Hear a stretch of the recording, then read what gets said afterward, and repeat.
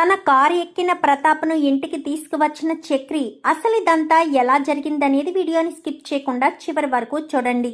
పొదరిల్లు రేపటి ఎపిసోడ్స్లో ఏం జరగబోతుందో ముందుగా తెలుసుకోవాలి అనుకుంటే వీడియోని లైక్ చేసి ఛానల్ని సబ్స్క్రైబ్ చేసుకుని పక్కనే ఉన్న బెల్ సింబల్లో ఆల్ పై క్లిక్ చేయండి. చక్రి మహాలక్ష్మి ఇద్దరు ఒకటవ్వాలని మీరు కూడా కోరుకుంటే కామెంట్లో ఎస్ అని టైప్ చేయండి. మొత్తం మీద చూసుకున్నట్లయితే గనక ఇంటర్వ్యూ చేసేది అక్కడ ఉన్న భూషణ్ అన్న విషయం తెలియక మహాలక్ష్మి ఎందుకు ఇంటర్వ్యూ ఎలా జరుగుతుంది, అసలు కంపెనీ వాళ్ళు ఉద్యోగం కోసం ఇంత టఫ్గా ఎందుకు పెట్టారా అని ఆలోచిస్తూ ఉంటుంది. ఎందుకంటే తను చదివింది బీటెక్ అయితే ఎంటెక్కు సంబంధించిన క్వశ్చన్స్ ఇవ్వడం, అక్కడ అంటే ఒక ప్రాజెక్ట్ ఇచ్చి అది చేయడానికి మినిమం 3 అవర్స్ పడితే హాఫ్ అన్ అవర్లో పూర్తి చేయమని చెప్పడం, ఇలాగే ప్రతి ఒక్కటి చాలా కష్టతరంగా పెడతారు మహాలక్ష్మికి. మహాలక్ష్మి అన్ని గండాలని దాటుకుని చివరికి ఫైనల్ రౌండ్కి వచ్చేసరికి అక్కడ రివీల్ అయిపోతాడు భూషణ్. అయితే సర్టిఫికెట్లు తన చేతిలోకి తీసుకుని వెళ్ళు, గో టు హెర్ అని చెప్పేసరికి ఏం మాట్లాడుతున్నావు, నా సర్టిఫికెట్స్ నాకు ఇస్తావా ఇవ్వవా అని చెప్పాను, కానీ ఎలా ఇస్తాను నీకు సర్టిఫికెట్స్, నన్ను పెళ్లి చేసుకుని సంతోషంగా ఉండడం మానేసి నీకు నచ్చినట్టు చేశావు, నచ్చినట్టు చేస్తే నేను సర్టిఫికెట్స్ నీ చేతికి ఇస్తాను అనుకుంటున్నావా, ఎట్టి పరిస్థితుల్లో నీకు సర్టిఫికెట్స్ ఇచ్చేదే లేదు, వెళ్ళు, సర్టిఫికెట్స్ని మర్చిపోయి వెళ్ళు అని చెప్పి ఇంకా మాట్లాడేసరికి ఎలా వెళ్తాను, నా సర్టిఫికెట్స్ నేను తీసుకునే వెళ్తాను, దిక్కున్న చోట చెప్పుకోవే, నీ సర్టిఫికెట్స్ నీ చేతికి రావు, ఒకసారి మీ నాన్న తగలబెట్టేశాడు, ఇప్పుడు రెండోసారి నేను తగలబెట్టేస్తాను, నువ్వు ఏం చేసుకుంటావో చేసుకోవే, నువ్వు నన్ను ఎంత మోసం చేశావు, తెల్లారితే పెళ్ళనగా ఆ డ్రైవర్ గాడితో పారిపోతావా, నిన్ను మాత్రం ఎట్టి పరిస్థితుల్లో వదిలిపెట్టనే అంటూ చాలా కోపంగానే మాట్లాడతాడు భూషణ్. అయితే మాట్లాడేసరికి మహాలక్ష్మి ఇంకా ఏం మాట్లాడదు, అసలే మహాలక్ష్మికి కోపం ఎక్కువ కదా, మాట్లాడకుండా బయటికి వచ్చేస్తుంది. బయట చక్రి ఎదురు చూస్తూ ఉంటాడు. ఏంటి మహాలక్ష్మి గారు, జాబ్ వచ్చేసిందా, అందుకే వాళ్ళు సర్టిఫికెట్లు తీసేసుకున్నారా, పదండి వెళ్దామని చెప్పనగానే నా సర్టిఫికెట్స్ నాకు కావాలి అనగానే అదేంటి అనేసరికి విషయం మొత్తం చెప్తుంది. ఏంటి ఆ పిల్లకోడు ఉన్నాడా అనగానే అవును, ఆ పిల్లకోడే నా దగ్గర నుంచి సర్టిఫికెట్స్ తీసుకున్నాడు, వెళ్ళు, నీకు దిక్కున్న చోట చెప్పుకో అన్నాడు, నా సర్టిఫికెట్స్ నాకు కావాలి, ఈసారి నేను పోగొట్టుకోవడానికి సిద్ధంగా లేను, ఒక్కసారి మా నాన్న నా జీవితాన్ని నాశనం చేయాలని చూశాడు, ఇప్పుడు రెండోసారి భూషణ్ చూస్తున్నాడు, వీడిని మాత్రం వదిలిపెట్టద్దు, ఆ పిలకోడు మాత్రం పిలక ఓడిపోవాలి అనేసరికి పదండి అని చేయి పట్టుకుని లోపలికి తీసుకొస్తాడు చక్రి. అయితే ఏంటి సర్టిఫికెట్స్ ఇవ్వరా అనగానే ఏంటి డ్రైవర్ గారిని తీసుకొస్తే భయపడిపోతాననుకున్నావా, సర్టిఫికెట్స్ ఇచ్చేదే లేదు, ఇవ్వను, ఏం చేస్తావు, ఏం చెయ్యగలవు, నువ్వు ఏమీ చేయలేవు, నోరు మూసుకుని ఇక్కడి నుంచి వెళ్ళరా, నువ్వెవడవురా సర్టిఫికెట్లు అడగడానికి, నువ్వెవడవి, అది నన్ను మోసం చేసింది, పెళ్లి పెట్టెల వరకు తీసుకొచ్చి పెళ్లి ఆపేసింది, అందుకే దాని మీద నేను కక్ష కట్టాను, దాన్ని ఏం చెయ్యాలో ఎలా చెయ్యాలో నాకు తెలుసు, నువ్వు దాని గురించి ఆలోచించవలసిన అవసరం లేదు, నీ పని నువ్వు చూసుకుంటే చాలా బాగుంటుంది, నా జోలికి వస్తే మాత్రం నీకు మర్యాద దక్కదు అంటూ ఇంకా గట్టిగానే వార్నింగ్ ఇస్తాడు భూషణ్. ఏంట్రా మహాలక్ష్మి గారి సర్టిఫికెట్స్ 5 నిమిషాల్లో నువ్వు ఆవిడ చేతిలో పెట్టేటట్టు చేస్తాననేసరికి ఏంటి 5 నిమిషాల్లో నేను మహాలక్ష్మికి సర్టిఫికెట్స్ ఇస్తానా, ఎలా రా అని చెప్పనేసరికి ఇంకా వాడి చేతులు పట్టుకుని 2 చేతులు వెనక్కి విరిచి కాళ్ళు 2 మడతలు పెట్టి ఇంకా వాడిని 4 గుద్దులు పిడిగుద్దులు గుద్దేసేసరికి ఇస్తాను సర్టిఫికెట్స్ ఇస్తాను అని 5 నిమిషాల్లో మహాలక్ష్మి సర్టిఫికెట్స్ మహాలక్ష్మి చేతిలో పెడతాడు. ఇదే చివరిసారి చెప్తున్నాను, ఇంకొక్కసారి మహాలక్ష్మి గారి జోలికి గనుక వస్తే ఈసారి నీకు ఒక చెయ్యి ఒక కాలు ఉండదు, అర్థమవుతుందా, ఎందుకు పదే పదే ఆడపిల్ల వెంట పడి ఆడపిల్లని వేధిస్తూ ఉంటావు, ఇలాంటి వాళ్ళని పెట్టుకుని మీ కంపెనీ బాగా రన్ చేయండి అంటూ మహాలక్ష్మి తిడుతుంది. తిట్టేసేసరికి రండి మహాలక్ష్మి గారు అని బయటకు వచ్చిన తర్వాత బయటికి రావడంతో సర్టిఫికెట్స్ చూసుకుని తెగ సంతోషపడుతుంది. ఎందుకంటే రెండోసారి కూడా సర్టిఫికెట్స్ పోయాయి అన్న స్థితికి వచ్చేస్తుంది కదా మహాలక్ష్మి. సో అందుకని ఇంకా సర్టిఫికెట్స్ చూసుకున్న తర్వాత వెంటనే చక్రిని హత్తుకుంటుంది. చాలా థ్యాంక్స్ చక్రి గారు, చాలా థ్యాంక్స్ అనగానే, అయ్యో అదేంటి మహాలక్ష్మి గారు అలా అంటారు, మీరు నా బాధ్యత, మా అన్నయ్య మిమ్మల్ని బాధ్యతగా తీసుకురమ్మని చెప్పాడు, మరి మీకు ఏదైనా కష్టం కలిగితే చూసుకోవాల్సిన బాధ్యత మాదే కదా, అయినా మీరు దేని గురించి వెనకాడద్దు, మేమున్నాము, అయినా ఈ జాబ్ కాకపోతే ఇంకొకటి వస్తుంది, ఈ జాబు మీకే వచ్చుండేదేమో, ఇంకో ఈ భూషణ్ వల్ల ఈ పిల్లకోడు వల్లే మీకు జాబు మిస్ అయింది, అందుకే చెప్తున్నాను, ఇంకొకసారి ఏదైనా జాబ్కి వెళ్లే ముందు 1-2 సార్లు చూసుకోండి, ప్రతిసారి నేను వస్తాను, మీకు తోడుగా ఉంటాను అంటూ ఇంకా చక్రి మహాలక్ష్మికి చెప్తాడు. ఆ రోజు నుంచి కూడా చక్రి మీద కొంచెం మంచి అభిప్రాయం ఏర్పడుతుంది మహాలక్ష్మికి.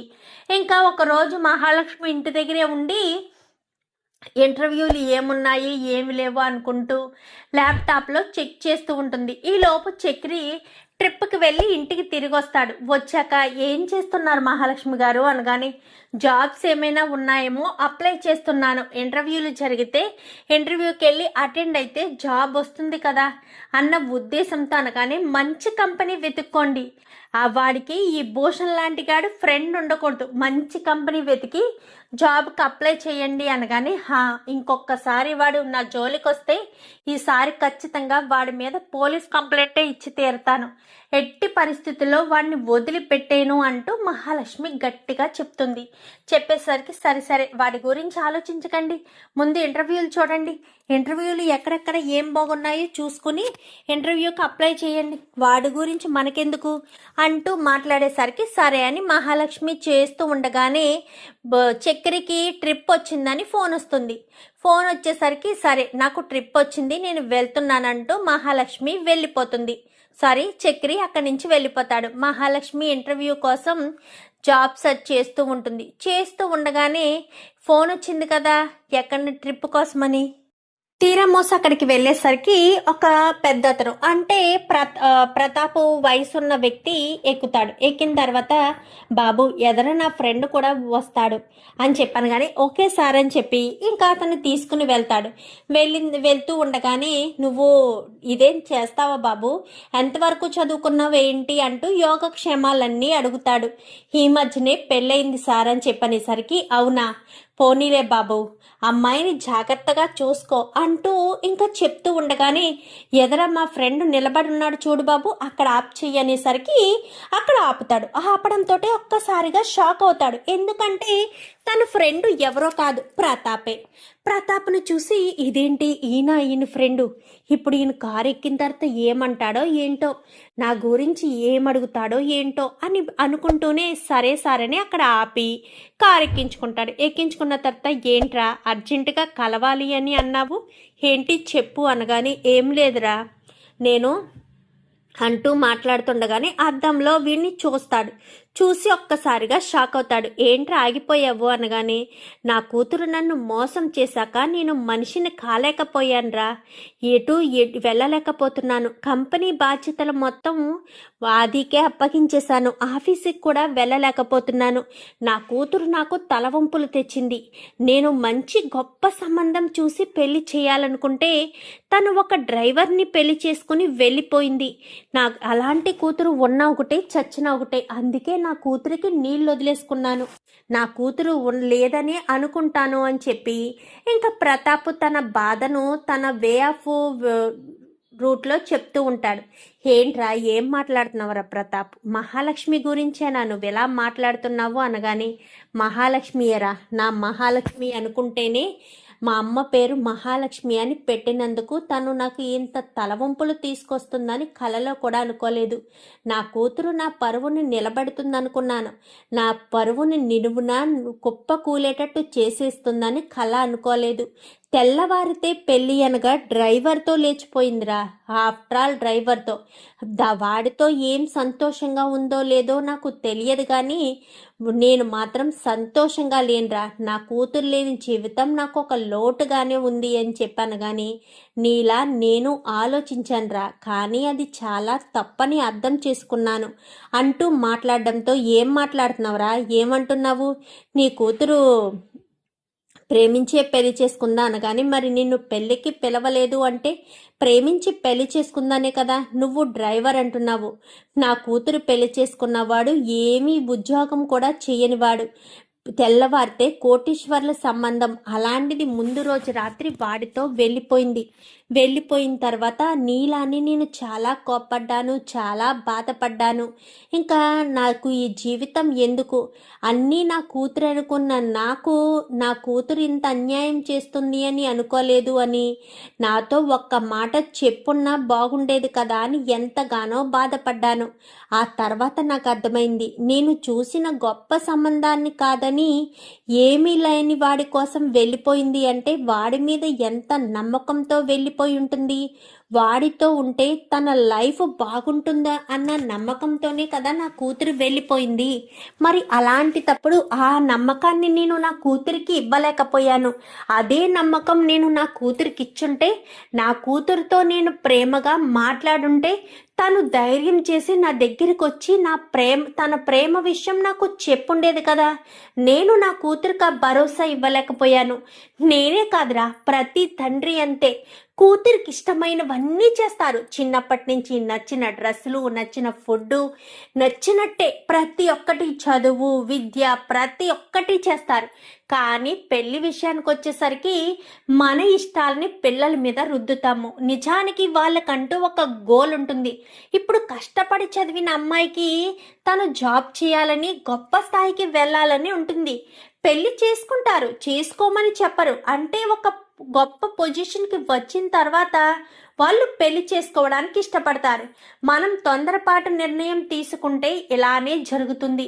నాకు ఆ విషయం ఆలస్యంగా తెలిసిన తర్వాత నేను అస్సలు ఆలోచించలేదురా. నా కూతురి విషయంలో నేను చేసిన తప్పేంటో నేను తెలుసుకున్నాను. అందుకే నా కూతురుతో మాట్లాడి అల్లుడిని తెచ్చుకుని నా దగ్గరే పెట్టుకుని నాకు ఉన్న బిజినెస్లో వాడికి చెప్పి చక్కగా చూసుకుంటున్నాను. నా కూతురు ఎంతో సంతోషంగా ఉంది. నా కళ్ళ ముందు ఉంది, నా కళ్ళ ముందు కనిపిస్తుంది.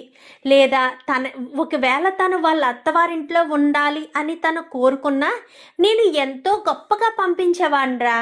ఎందుకంటే అల్లుడన్నవాడు మన ఇంటికి చుట్టం చూపుగా రావాలే కానీ మన ఇంటికి వచ్చి పర్మనెంట్గా ఉంటే అల్లుడికి మనం విలువనివ్వం.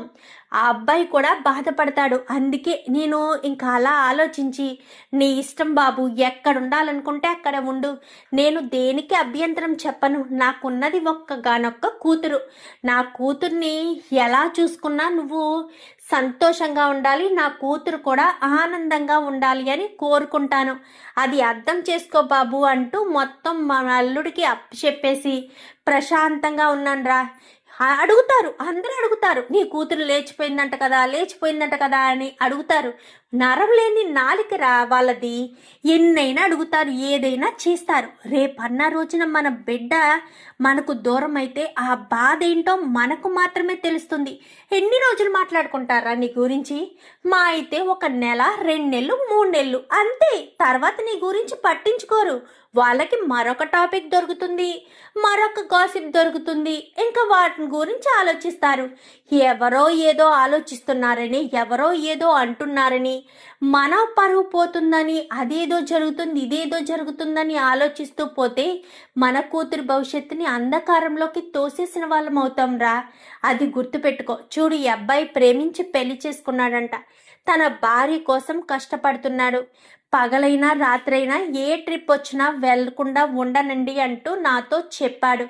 ఇలా గొప్పగా ప్రేమించే అబ్బాయి మన అల్లుడుగా దొరికితే మనకు అంతకు మించిన సంతోషం ఏముంటుంది అని ఇంక మాట్లాడేసరికి, ఏమంట బాబు, నేను చెప్పిన దాంట్లో ఏమన్నా తప్పు ఉందని కానీ ఏ తప్పు లేదండి, 100% మీరు చెప్పింది నిజమే అనగానే, అంటే నువ్వు మహా పెళ్లి చేసుకోవడం తప్పు కాదంటావా అనగానే, తప్పు కాదండి, ఇష్టం లేని పెళ్లి చేస్తే మహాలక్ష్మి గారు మాత్రం సంతోషంగా ఉంటారా?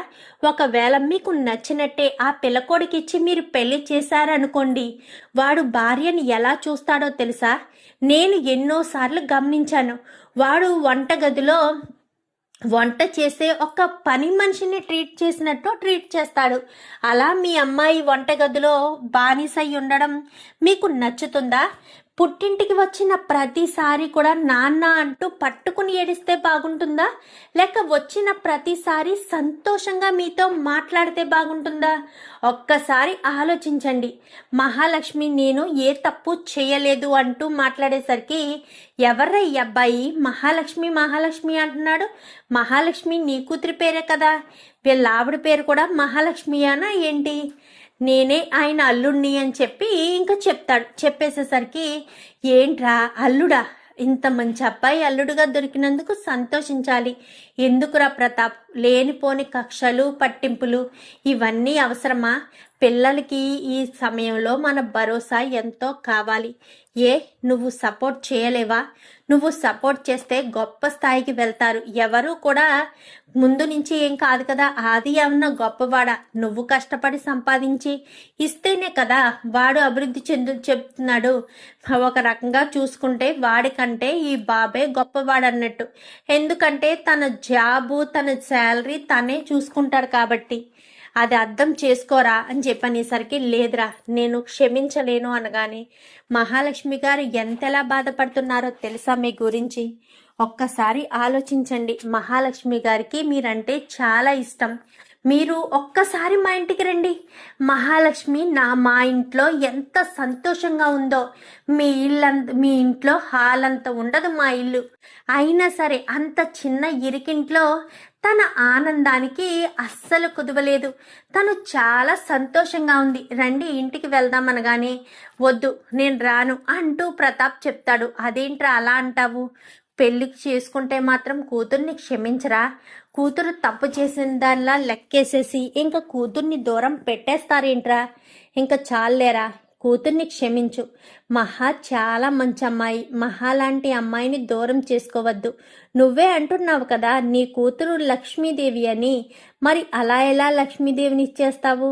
అందుకే ఒక్కసారి వెళ్ళి మహాలక్ష్మి సంతోషంగా ఉందో ఎలా ఉందో చూద్దాం పదరా అని చెప్పనేసరికి సరే అని ఇంకా ప్రతాప్ తన ఫ్రెండ్ ఇద్దరు కూడా మహాలక్ష్మి వాళ్ళ ఇంటికి తీసుకొస్తాడు చక్రి. తీసుకొచ్చేసరికి మహాలక్ష్మి లోపల కన్నాతో కూర్చుని నవ్వుకుంటూ ఉంటుంది. ఫ్రూట్స్ అవి దగ్గర పెట్టుకుని కన్నా మాట్లాడుతూ ఉంటే నవ్వుతూ ఉంటుంది. వద్దురా కన్నా, నా వల్ల కాదురా, నవ్వి నవ్వి పొట్ట చెక్కలయ్యేటుంది. నిజంగా చెప్పనా కన్నా, నేను ఇంట్లోకి వచ్చిన తర్వాత చాలా సంతోషంగా ఉన్నాను. మా ఇంట్లో కూడా నాకింత స్వేచ్ఛ ఉండేది కాదు. మా నాన్న ఎప్పుడూ చాలా కోపంగా ఉండేవారు. మా అన్నయ్యకి నేనేం చేసినా తప్పే. వాడి దృష్టిలో నేను ఏం చేసినా, చదువుకున్నా కూర్చున్నా నుంచున్నా ఏదైనా సరే వాడి దృష్టిలో తప్పే. అందుకే వాడు నన్ను చదవనిచ్చేవాడు కాదు. కానీ మా నాన్న చెప్పిన యూనివర్సిటీలోనే చదివాను. చివరికి పెళ్లి విషయంలో మాత్రమే ఇలా జరిగింది. నిజానికి మా నాన్న గురించి నేను ఆలోచించి ఆ పిల్లకొన్నే పెళ్లి చేసుకుందామనుకున్నాను. జీవితాంతం ఒక బానిసగా ఉంటే ఉండలేకపోయానురా కన్నా. ఆ ఊహే తట్టుకోలేకపోయాను. వాడికి బానిసగానే ఉండాలంట, వంటగదిలోనే మగ్గిపోవాలంట. భార్య అనేది వంటగదికి మాత్రమే పర్మనెంట్ అంట, వంటగదిలోంచి బయటికి రాకూడదంట. ఒకటి కాదు రెండు కాదు ఎన్నో ఆంక్షలు పెట్టేది ఆవిడ. పెట్టేవాడు. అందుకే నాకు అస్సలు నచ్చలేదు.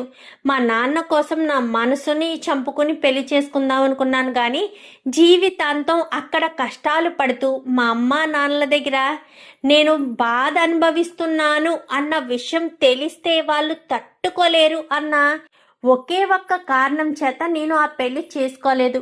నిజానికి నాకు వాడిని పెళ్లి చేసుకునే ఆలోచన కూడా లేదు. వాడంటే ఇష్టం లేనప్పుడు వాడిని నేను ఎలా పెళ్లి చేసుకుంటాను? అందుకే వాడికి దూరంగా ఉండాలి అనుకున్నాను. అందుకే మీ అన్నయ్యని పెళ్లి చేసుకుని ఇంటి నుంచి వచ్చేసాను. మా అమ్మ నాన్న కూడా నన్ను క్షమిస్తే బాను అని చెప్పి ఇంకా కన్నాతో చెప్తూ ఉంటుంది. నిజంగా ఇంట్లో సంతోషంగా ఉన్నావా వదిన? చాలా చాలా సంతోషంగా ఉన్నానురా. ఆ మాట నువ్వెందుకు అడుగుతావు? పెద్ది నన్ను ఎంత ప్రేమగా చూసుకుంటారు. చక్రి గారు నాకు సెక్యూరిటీలా ఉంటారు. నువ్వు నేను బాధగా ఉంటే నవ్వించడానికి ఒక మందులా పనిచేస్తావు. ఇంకా కేశవ నాతో మాట్లాడడానికి కొంచెం భయపడినా చాలా సంతోషంగానే ఉంటాడు. ప్రతి ఒక్కరు కూడా ఎంత 5గురు ఉన్న మగవాళ్ళ ఇంట్లో ఒక్క ఆడదానివి ఎలా ఉంటున్నావని అందరూ ఆశ్చర్యపోతున్నా నాకు 5గురు పిల్లల మధ్యలో తల్లి ఉంటే ఎలా ఉంటుందో అలానే అనిపిస్తుంది. నిజంగా మీరంతా పిల్లల్లాగే బిహేవ్ చేస్తున్నారు. నేనొక్క క్షణం ఉంటే ఆకలితో ఉన్నా, నేను డల్గా ఉన్నా చూస్తూ నాకెందుకులే అన్న వాళ్ళు లేనే లేరు. ఎంతో సంతోషంగా ఇంకా సాదరంగా ప్రతి విషయంలో నాతో పంచుకోవాలని, నాతో కలిసి స్పెండ్ చేయాలని ఇంక అందరూ కూడా ఇంత ఆలోచిస్తూ ఉంటారు. నా గురించి ఇంత ఆలోచిస్తూ ఇంత సంతోషంగా ఉన్న మీతో ఉంటే సంతోషమే కదా. అందుకే మా వదిన వచ్చి తన ఫ్రెండ్ ఇంటికి వెళ్ళమని చెప్పినా నేను వెళ్ళాలని అనుకోవడం లేదురా. ఎందుకంటే నా ఫ్రెండ్ ఇంటికి వెళ్తే ఇక్కడ పెద్ద వాళ్ళని, నిన్ను అందరినీ మిస్ అవుతాను. రావడం కూడా కుదరకపోవచ్చు. అలాంటి తప్పుడు నువ్వు బాధపడతావు. నువ్వు ఇంట్లో అడుగు పెట్టడంతో అమ్మా అంటూ నువ్వు పిలిచిన పిలుపు నాకు ఎప్పటికీ చెవులో మారి మ్రోగిపోతూ ఉంటుంది. అమ్మా అని పిలిచావు, ఎంతో సంతోషం అనిపించింది.